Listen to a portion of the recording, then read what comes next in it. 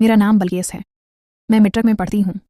गर्मियों की छुट्टियां हुईं तो मैंने सोचा कि खाला के घर कुछ दिन गुजार लूँ। मेरी खाला का एक बेटा था जिसका नाम ज़ैन अली था। ज़ैन बचपन से ही बहुत ज़्यादा शरारती था। मैं 2 साल बाद उनके घर जा रही थी, इसलिए मुझे नहीं पता था कि अब उसका अंदाज़ कैसा हो गया है। मैं बहुत खूबसूरत, हुसैन और नाजिक सी लड़की थी। मैंने अपने अबू से कहा कि मुझे खाला के घर छुट्टियां गुजारने के लिए जाना है। अबू ने कहा, ठीक है बेटी, सुबह मैं तुम्हें छोड़ आऊँगा। अबू का शहर में गाड़ियों का बड़ा शोरूम है और कारोबार भी बहुत अच्छा चल रहा था।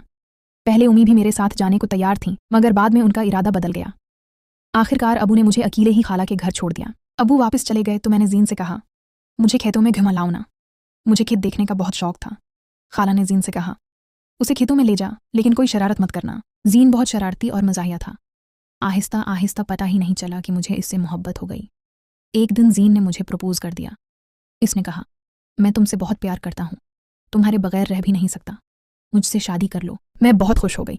दिल ही दिल में सोचा कि ज़ैन भी मुझसे इतना ही प्यार करता है जितना मैं उससे करती हूँ। मैंने उससे कहा, मैं अपने अबू से बात करूंगी, तुम अपनी अम्मी से बात करना। 10 दिन गुजर गए। मैंने खाला से कहा कि अब मुझे घर वापस जाना चाहिए। ज़ैन ने मनते की, कुछ दिन और रख जाओ फिर चली जाना।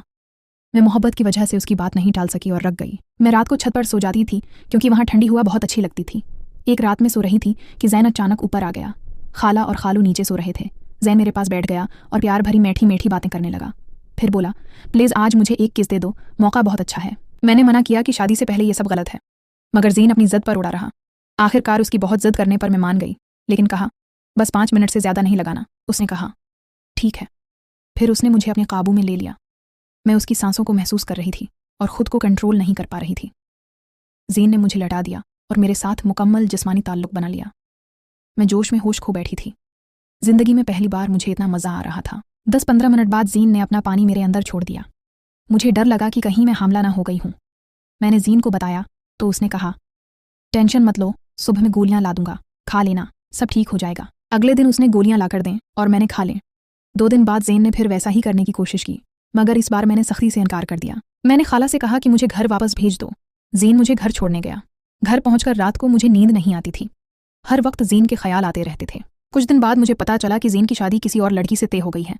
मैंने उसे कॉल किया और रोते हुए कहा, मेरे साथ ऐसा मत करो, मैं किसी को मुना दिखाने के काबिल नहीं रह जाऊंगी। ज़ैन ने बेरहमी से जवाब दिया, वो तो बस टाइम पास था, मैं तुमसे शादी नहीं कर सकता, अब मैं किसी और से प्यार करता हूँ। इस दिन मुझे समझ आया कि ज़ैन ने मुझे धोखा दे दिया था। मैं बगैर सोचे समझे किसी पर भरोसा कर बैठी थी। आजकल के दौर में ऐसा बहुत हो रहा है। उस कहानी को सुनाते का मकसद सिर्फ ये है कि अपने बच्चों पर अच्छी खास नज़र रखें। जब वो बालग हो जाएं तो उनकी शादी ज़रूर कर दें ताकि वो गलत रास्ते पर न पड़ जाएं। मिलते हैं अगली कहानी में। मुझे इजाज़त दीजिए। अल्लाह हाफ़िज़।